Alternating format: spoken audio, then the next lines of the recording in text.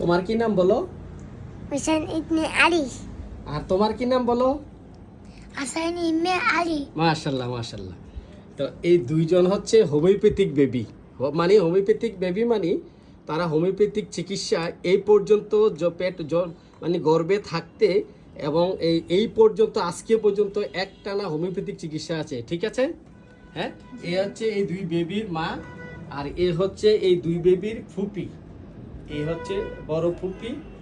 হ্যাঁ, আর তারা দুইজন এই বাচ্চাটা যখন রাতের 3টায় ডেলিভারি পেইন উঠে মায়ের, সে সকাল 9টায় পর্যন্ত ডেলিভারি হচ্ছিল না, আমার কাছ থেকে এসে এক ডোজ ওষুধ নিয়ে খাওয়ানোর কতক্ষণ পরে ডেলিভারি হয়েছে?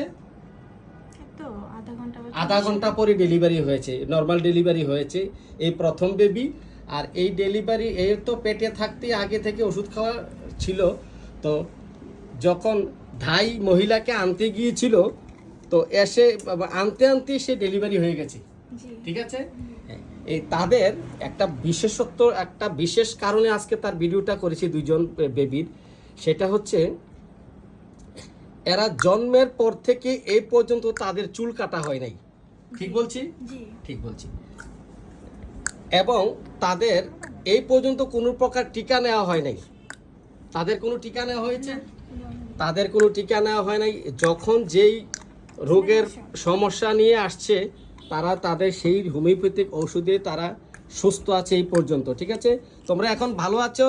তোমার বডি দেখাও, বডি দেখাও, তোমার শক্তি দেখাও, এই যে শক্তি দেখাও, এই যে শক্তি, তুমি শক্তি দেখাও, এই যে শক্তি দেখাচ্ছে। তো আপনারা জেনে খুশি হবেন, হোমিওপ্যাথিক চিকিৎসায় আমরা কোনো টিকা দেই না এবং তাদের কোনো জন্মের চুলও কাটা হয় নাই। মাশাআল্লাহ, এরা খুব ভালো আছে। এরা কি এখন খুব ভালো আছে? অনেক ধন্যবাদ আমাকে ভিডিওটি করার অনুমতি দেওয়ার জন্য। এরা অনেক দুষ্ট, হৃষ্ট, পুষ্ট, বলিষ্ঠ হোমিওপ্যাথিক চিকিৎসার মাধ্যমে। তো ধন্যবাদ আমাকে ভিডিওটি করার অনুমতি দেওয়ার জন্য।